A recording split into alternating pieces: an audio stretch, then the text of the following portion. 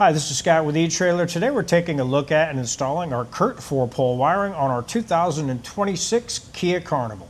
If you have a hitch on your Kia or you plan on getting one and you ever plan on pulling a trailer with it, or you end up wanting to have some accessories that have lighting to them, you're going to want to have some 4-pole wiring installed with your hitch. And what this is going to do for you is going to give you all of the signals that you need on your trailer or your accessories. It's going to give you your running lights, it's going to give you your brake lights, and your left and right turn signals. Now, this is a really good setup with this one. What this is going to do is you're not going to see the module or anything at all on this one. All you're going to have is just your wiring harness here sticking out of the back of your vehicle. Now, there's a couple different ways you can have this mounted to your hitch. You can either get a bracket set up with this, or you can have it like we have it today, where you can have it to where it just goes around your safety chain loop, and then you put your cover on, and then you can just have that hanging right here at the back of your vehicle and have it accessible for whenever you need it. If you have any questions or comments about this Curt 4-pole wiring for your Kia Carnival, you can always leave any questions or comments down below in the comment section, or you can get a hold of one of our experts here at eTrailer. They'd be glad to help you out. As far as installation, it's pretty easy to do, and it's definitely something you can get done yourself. But if you don't have the time to do it yourself, or you plan on getting a hitch installed at the same time, you can always take a look at our dealer locator and get something done for you locally. If it's something you feel like tackling yourself, stick around, watch our video, and we'll help you get it installed. To start our installation, we have the hatch of our Kia opened up, and on the back of our vehicle by our taillight, we're going to have these two little caps, and we just want to take something and get behind those and pop those out. And behind those, we're going to have two 10mm screws on each one of those, and we're going to follow this same procedure on the other side. Just want to remove those with a 10mm socket.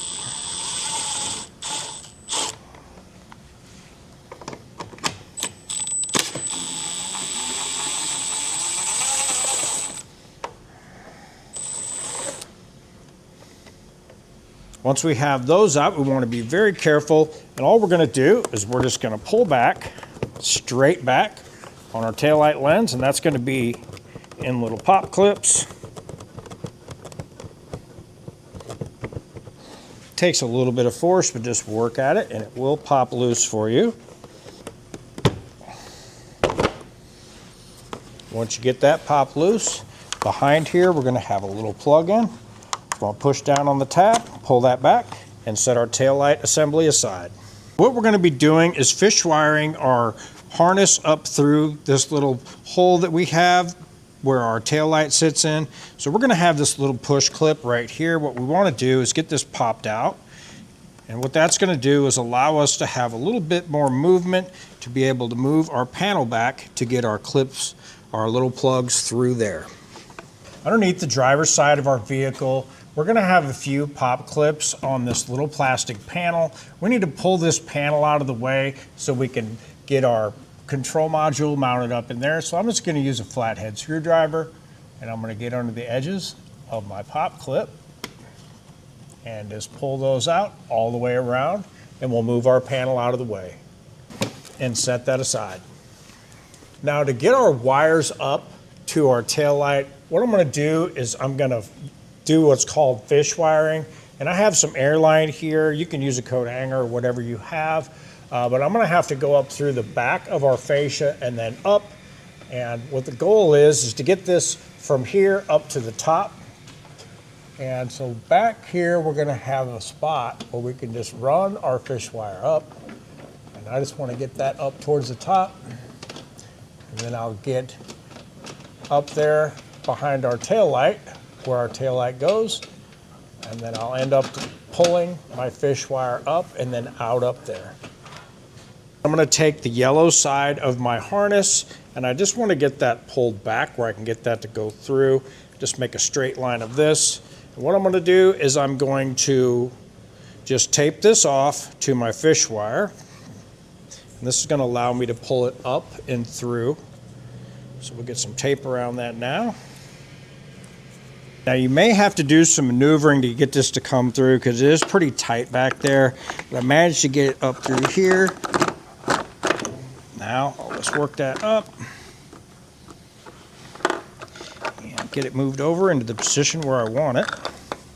It should be over on the other side of this tab. Now we can remove our fish wire. What I want to do is just go ahead and plug this in. I want to match up my clip side with my clip side. Go ahead and click those together. Now after we have everything wired up, don't forget to put in your little push clip. Now we can get our tail light installed. Now you want to try and get your plug up high against where your factory harness comes in. That way it's going to allow your tail light to go all the way back. If you let it hang down, it really doesn't have a whole lot of room to seat up.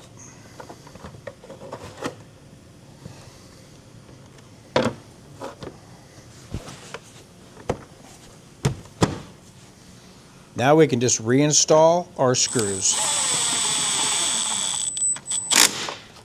Now we want to find a spot to put our module. So what I want to do is I have a little bit of alcohol on a paper towel. I'm just going to get that cleaned up because what I'm going to use is like a double stick tape that will hold this in place. I'm also going to clean up underneath here where I'm going to mount that. We'll let that alcohol dry up. Let's make sure we have it good and dry before we apply.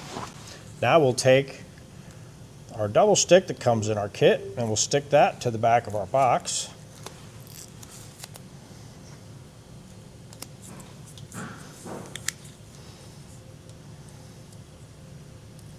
Pull off both ends. Get it positioned where we want it. And we'll get that stuck in place right there. Now for our ground wire, this is going to be our white wire that has a ring terminal on it.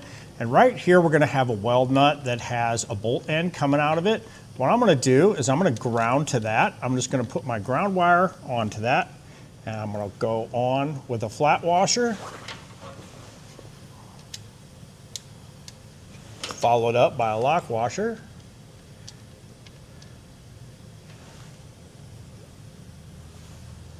And a nut.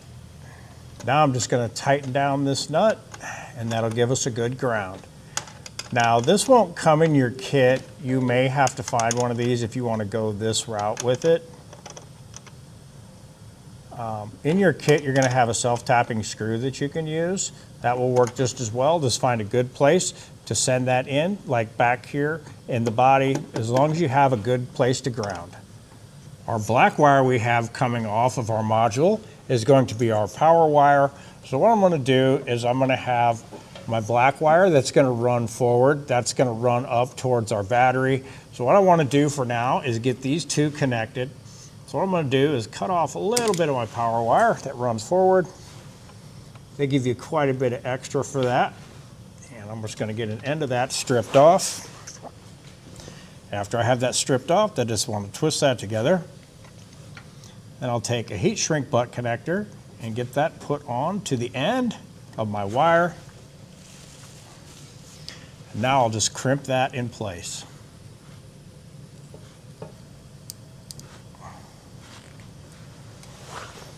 Now I just want to take my heat gun and I'm going to shrink up, or heat shrink. And that's going to seal everything up and give us a good watertight, corrosion-proof seal.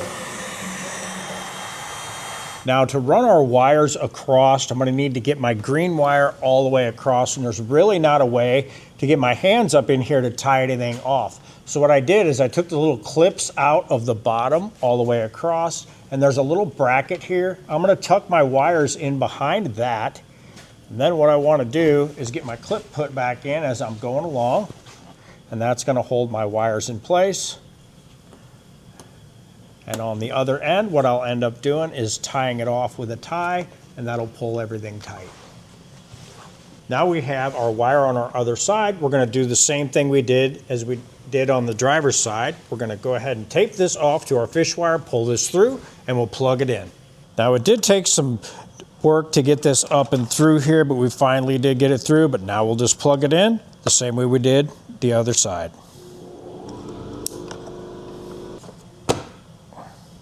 For our routing of our power wire, we went ahead and ran it out of our box ran up, tied into it here. This will be our extension wire. We came forward with it, went up, and we found an existing factory line that comes through, went up over that, tied off here, went over. Now we come up to our rear cross member. We want to make sure we're staying away from moving parts like our springs, our shocks, and exhaust. We don't want any heat-related incidents with our wires. So now we come across and over the back, ended up jumping out. We hooked up with another set of lines that run forward, ran over those, came over beside our gas tank, tying off to our lines as we come forward. And then we ended up coming underneath of this where our lines jumped over next to our tank, came over, and then we ended up running them forward underneath here where we came out to this end, again tying off a few places as we go, ran up, keeping away from moving parts and exhaust as we get up into our transmission area tunnel, went up, tied off, and then ran it up towards our battery. After we have our wire ran up here to the front, you can see that we have our extension wire that comes from the back. Now we have our fuse holder that I went ahead and crimped on and then used a heat shrink butt connector, which does not come in your kit, but I do recommend using these heat shrink butt connectors, and we do offer these here at eTrailer. They give you a good seal and it gives you good protection for your connection. Now I went ahead and hooked that up and I ran my wire up through, and then I got my ring terminal connected to my red wire. I ran it up through here so I can still close this without pinching any wires, and just went ahead and used a 10mm nut that is existing right here as my power terminal. Now we have that all hooked up. What we'll do is we'll take our 10 amp fuse that comes in our kit, we'll put that in our fuse holder. Now we have our tester plugged into our 4-pole wiring in the rear of our vehicle. Now we'll just go ahead and check our lights. Go ahead and turn our lights on. Now we'll do our left turn. We'll do our right turn. We'll do brakes with right turn, brakes with left turn. Now we can turn our lights off. All of our lights are working. That'll do it for our installation of our Curt 4-pole wiring on our 2026 Kia Carnival. I'm Scott with eTrailer, and thanks for watching.